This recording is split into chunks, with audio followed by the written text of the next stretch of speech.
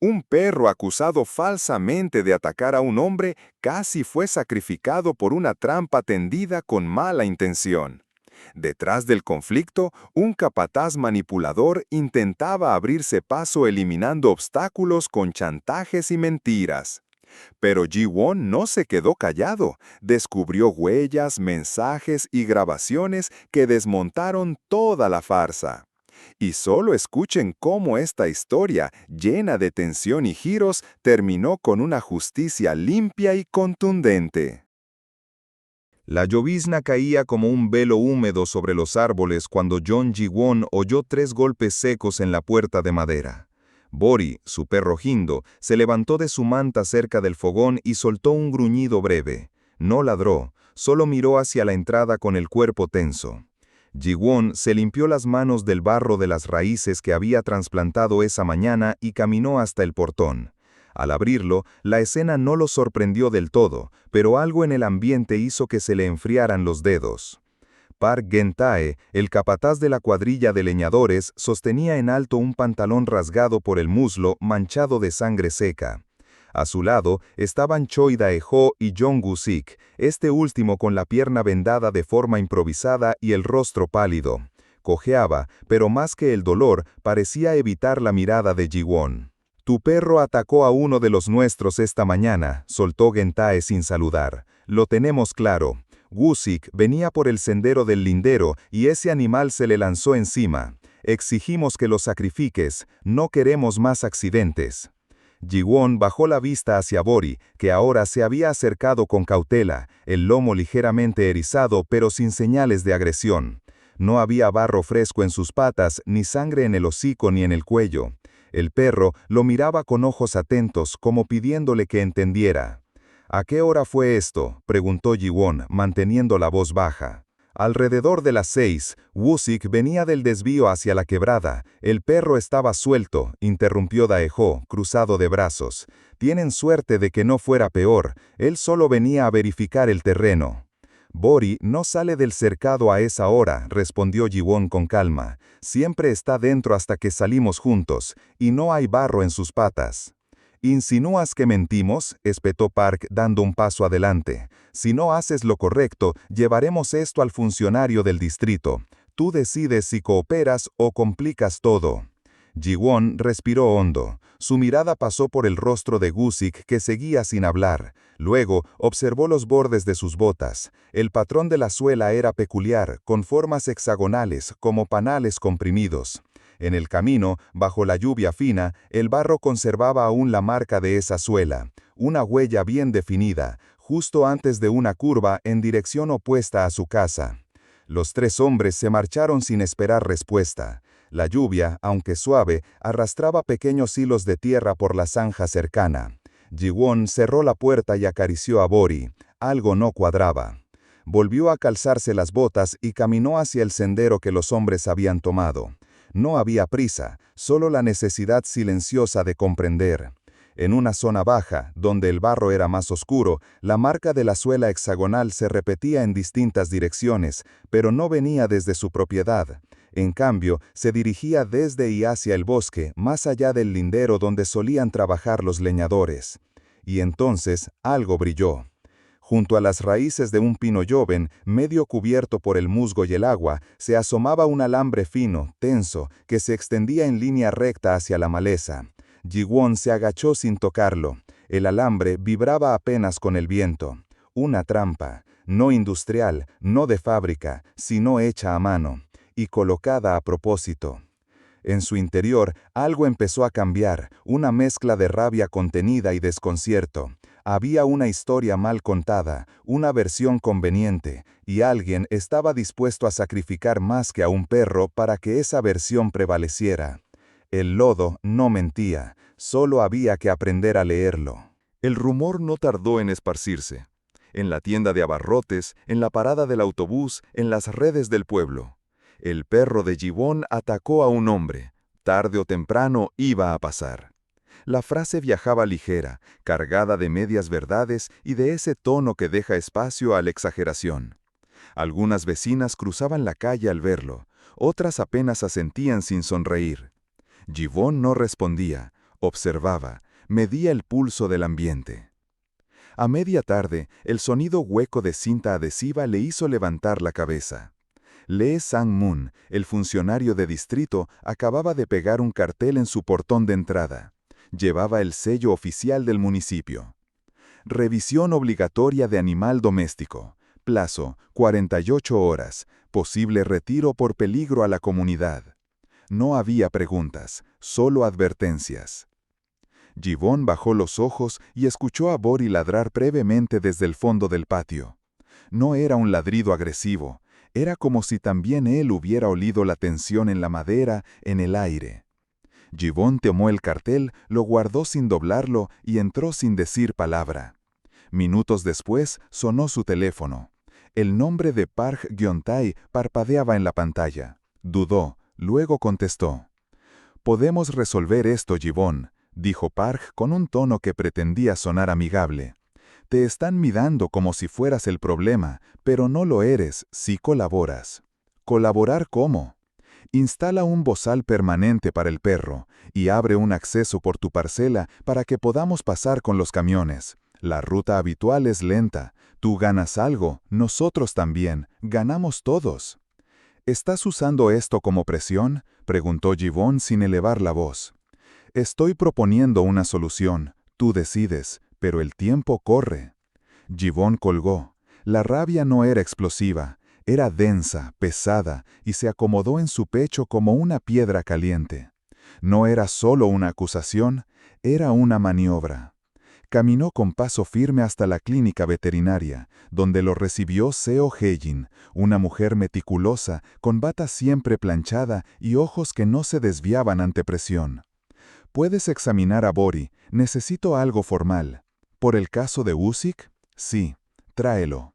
Después de una revisión cuidadosa, ella limpió sus guantes y dijo, «No hay restos de sangre ni entre los dientes ni en la lengua, ni heridas defensivas en las patas, ni señales de mordida reciente. Además, vi las fotos del corte en el muslo de Usyk. Son heridas limpias, lineales, no por presión de mandíbula. Esto parece un corte, de alambre, metálico, fino, preciso».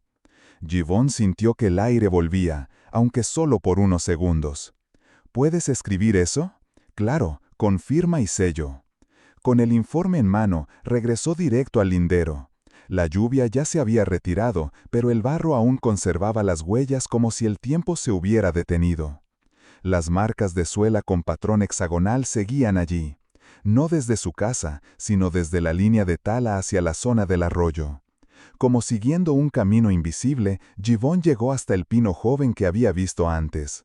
Sus ramas estaban dobladas hacia abajo, como si hubieran sido forzadas. Debajo, entre el matorral húmedo, encontró lo que temía y buscaba a la vez. La argolla de alambre seguía en su sitio. Se agachó sin tocar nada. Enredados en la espiral metálica, había pequeños hilachos grises, tela, algodón industrial, un fragmento de pantalón. Givón encendió su teléfono, activó la cámara y comenzó a grabar. Inició con un plano general, luego bajó al nivel del suelo. Mostró el punto exacto del anclaje, la inclinación del árbol, el patrón de huellas, el ángulo del alambre. Habló en voz baja para registrar la fecha y la hora. Activó la geolocalización. Cuando se incorporó, escuchó voces a pocos metros. «Ajusta eso mejor, si no el próximo cerdo se nos escapa», dijo una voz familiar. «Pásame los guantes y aprieta aquí», respondió otra. Eran Choi Dai-ho y Kang Guk-jin. Vestían ropa de trabajo y cargaban un carrete de alambre nuevo, guantes de cuero y una bolsa de anzuelos. Givón no se movió, solo observó, aún con el móvil en la mano. Dai-ho murmuró algo más y se agachó. El clic seco de una trampa cerrándose resonó como un disparo contenido. No era una herramienta de caza común, era una trampa manual, colocada con intención y precisión. Guk-jin levantó la cabeza, lo vio. Por un instante, el silencio se volvió absoluto. «Ah, Givón», dijo Dai-ho con una sonrisa forzada, «estamos reforzando las trampas para los jabalíes, ya sabes, con este clima se acercan mucho». «¿Trampas aquí?», preguntó Givón sin cambiar el tono. Terreno libre, ¿no? Dijo Gukjin. Todos lo usamos. Pero no era terreno libre, era zona de amortiguamiento. Y ahora todo estaba en la cámara, cada palabra, cada gesto. Givon no dijo nada más, dio un paso atrás, guardó su móvil y regresó por el mismo camino por donde vino. Las huellas de barro lo acompañaron en silencio.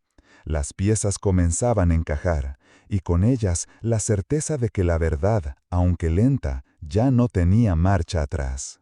Ji-won pasó gran parte de la noche revisando el video una y otra vez. Detuvo el cuadro exacto donde el alambre, casi invisible al ojo desnudo, brillaba bajo el ángulo de la luz. Hizo una captura, luego otra, donde la huella de la suela se hundía con nitidez en el lodo húmedo. Ampliando la imagen, trazó líneas sobre la pantalla y marcó los 6 lados del patrón repetido. Hexágonos perfectos, ligeramente deformados por el peso del pie. No eran botas comunes.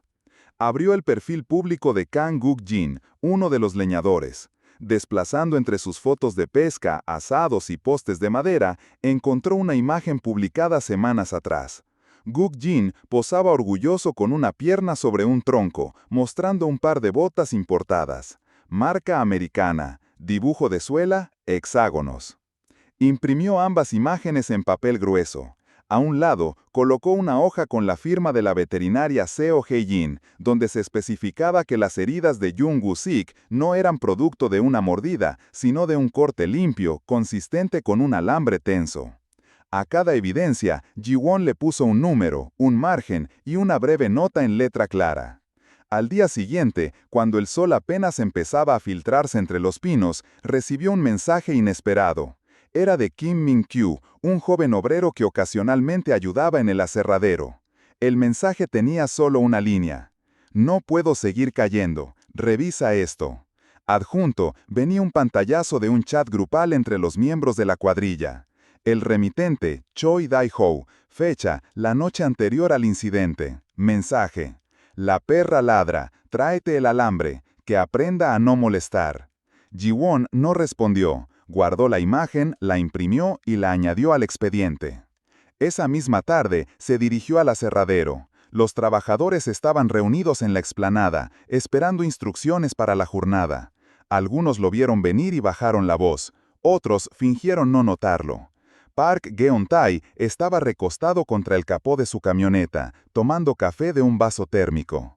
Park, dijo Ji-won con firmeza, sin levantar la voz, «Quiero hablar delante de todos». El capataz se enderezó, con una sonrisa ladeada. ¿Vienes a disculparte por el perro? No, vengo a exponer lo que realmente pasó.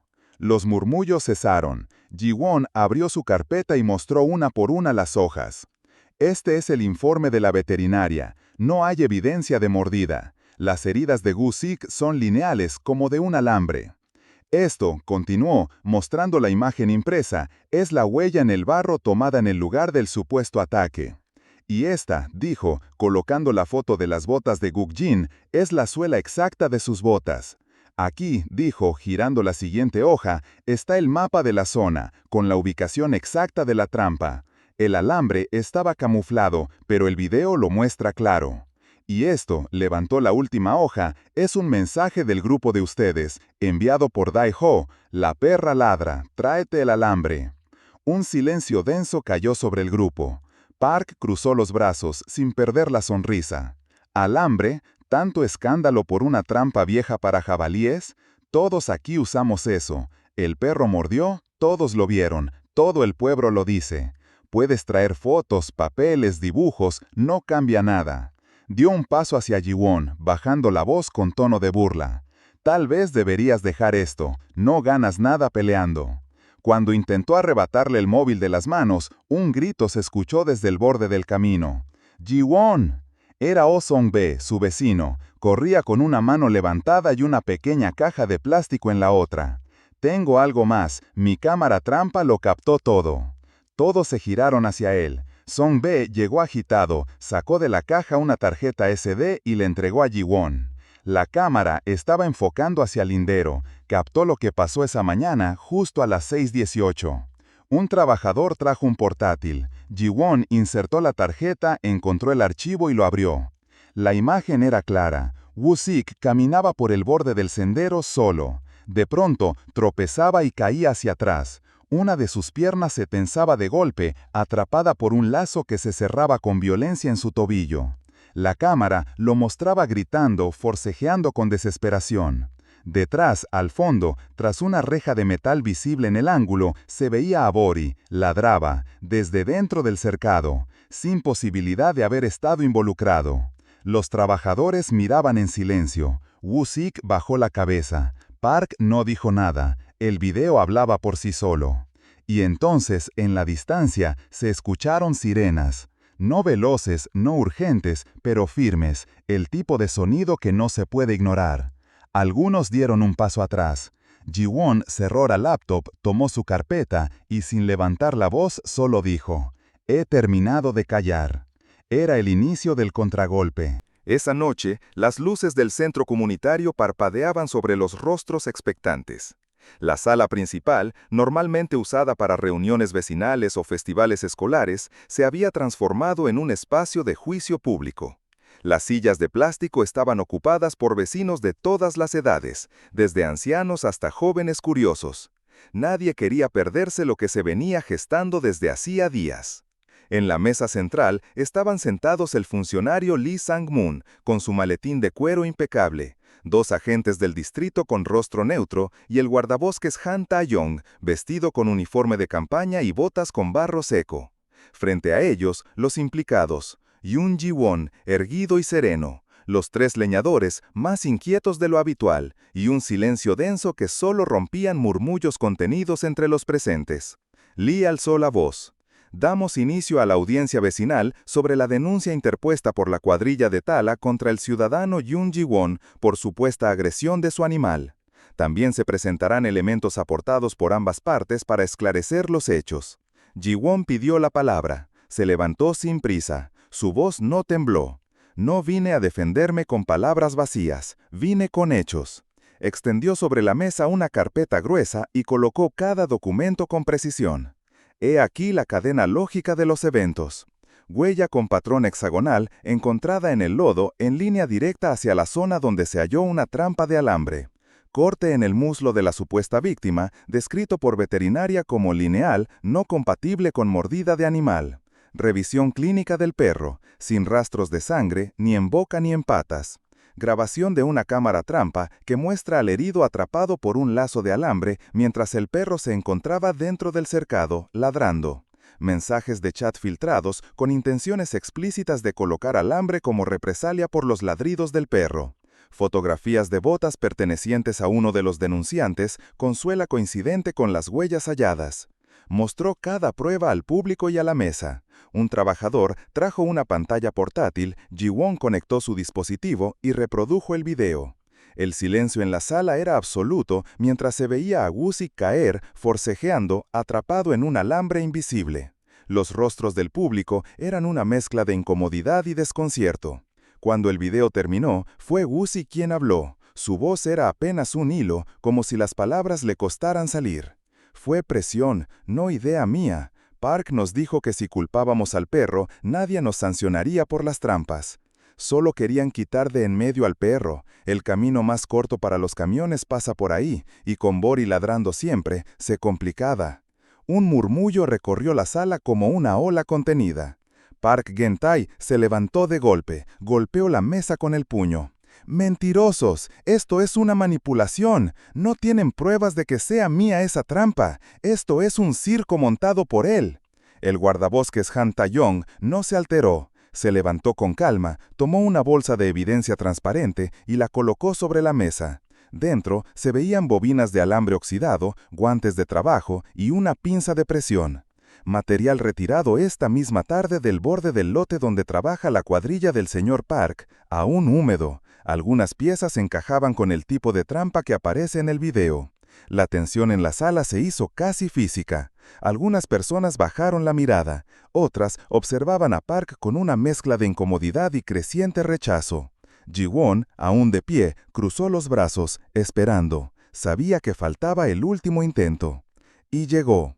Park, respirando por la nariz, murmuró algo apenas audible. pero fue suficiente para que todos lo escucharan. Ella cruzó nuestra propiedad, entró sin permiso, tocó cosas, manipuló pruebas. Las miradas, como una sola, se dirigieron hacia Ji-won. Sang-moon frunció el ceño. ¿Se refiere usted a que el señor Ji-won invadió propiedad privada? Sí, la trampa estaba en nuestra zona. Él la grabó sin autorización. Eso invalida todo. Taeyong tomó la palabra con firmeza. La trampa fue localizada en zona de amortiguamiento forestal, clasificada como área de paso común, no propiedad privada. Además, la cámara trampa del señor Oh Song-bae captó la ubicación exacta del suceso. Y, por si eso fuera poco, el metraje de Ji-won muestra la trampa desde su lindero, sin ingresar más allá. Silencio. Park bajó la vista. Por primera vez, no tuvo réplica. Sang-moon anotó algo en su cuaderno. Miró al público, luego a Ji-won. A la luz de lo presentado, se suspende provisionalmente la licencia operativa de la cuadrilla de Tala, mientras se revisa la extensión real de su intervención. Se estudiará la posible sanción por uso de trampas no autorizadas. El animal no presenta riesgo para la comunidad, por lo tanto, se descarta su retiro. Un suspiro de alivio cruzó la sala. Ji-won no sonrió, solo asintió y con voz neutra añadió: todo lo que traje será enviado al Comité Ambiental del Distrito, incluidos los mensajes, el video, los registros del veterinario y las coordenadas. Taeyong levantó una ceja, como quien aprueba en silencio. Fuera del centro comunal, la brisa de la noche parecía más ligera, pero dentro, lo que flotaba en el aire era algo más que justicia. Era el peso de haber hablado cuando todos esperaban que alguien callara. En la pantalla del centro comunitario, el proyector iluminó un mapa satelital ampliado. Las líneas de contorno marcaban los límites de las propiedades privadas, los caminos forestales y, en un color tenue pero claro, una franja verde pálido, zona de amortiguamiento ambiental. Un espacio entre las parcelas de trabajo y el bosque, reservado por ley para evitar la degradación del terreno y proteger el paso de fauna. El guardabosques Han Taeyong señaló con el puntero. Aquí, en este sector exacto, fue donde se encontró la trampa. Como pueden ver, queda dentro del área pública. El video grabado por el señor Ji-won muestra la trampa desde el interior de su terreno, sin cruzar el límite. La cámara del vecino, Oh Song-bae, que captó el momento del accidente, estaba instalada dentro de su propia parcela. Hizo una pausa breve, dejando que el peso de las palabras calara. Luego continuó con voz firme. No hay indicios de que el denunciante haya invadido propiedad ajena. Lo que sí hay son evidencias claras del uso de métodos de caza prohibidos en zona pública. Lee Sang-moon tomó entonces la palabra, esta vez sin necesidad de revisar notas. La decisión ya estaba tomada. Se dictamina suspensión temporal de la licencia operativa de la cuadrilla liderada por Park Geun-tae. Se impone multa administrativa por uso de trampas de alambre en área regulada. Se ordena inspección detallada del lindero compartido entre la propiedad de Jun Ji-won y el lote de Tala, a fin de delimitar correctamente las áreas de tránsito. No se considera al perro Bori una amenaza, no será retirado. Se recomienda señalización preventiva en toda la franja de amortiguamiento para evitar nuevos incidentes. No hubo aplausos, solo un silencio denso, que esta vez no era de tensión, sino de reconocimiento. Los rostros que antes evitaban mirar a Ji-won, ahora lo buscaban con un respeto silencioso. Entonces Usyk se levantó. Su voz, aunque baja, se oyó con claridad. Yo lamento haber guardado silencio. Fui parte de algo que no debía haber ocurrido. Pido disculpas a Ji-won, y también a Bori. Si me lo permiten, quiero colaborar con la limpieza del sendero y cubrir los gastos de señalización. Es lo menos que puedo hacer. Ji-won lo observó por un instante. No dijo palabras de agradecimiento ni condena, solo asintió con una expresión neutra, como quien acepta el gesto, pero no olvida el proceso. Al amanecer del día siguiente, una docena de personas, voluntarios del pueblo, trabajadores del municipio y 2 guardabosques, se presentaron con guantes, palas, bolsas y cinta reflectante. Uno a uno, fueron retirando trampas oxidadas, alambres camuflados entre raíces y marcas hechas en árboles para desviar el paso. Ji-won, con una gorra vieja y botas empapadas, caminaba junto a Bori, que olfateaba cada rincón como si supervisara el trabajo. Cada cierto tramo, Taeyong colocaba una estaca pintada de naranja con letras negras. Zona sin trampas. El mensaje no era solo para cazadores, era para todos. El aire, aún cargado de humedad, tenía un olor limpio, de tierra removida con propósito. Donde antes hubo miedo y sospechas, ahora había trazos claros de voluntad colectiva. Al regresar a casa, Jiwon encendió su computador. Subió a la plataforma del ayuntamiento un dossier completo, videos, informes, capturas de pantalla, mapas del terreno, mensajes extraídos del chat y una cronología de los hechos. Todo estaba etiquetado y ordenado, sin dramatismo, sin discursos, solo hechos.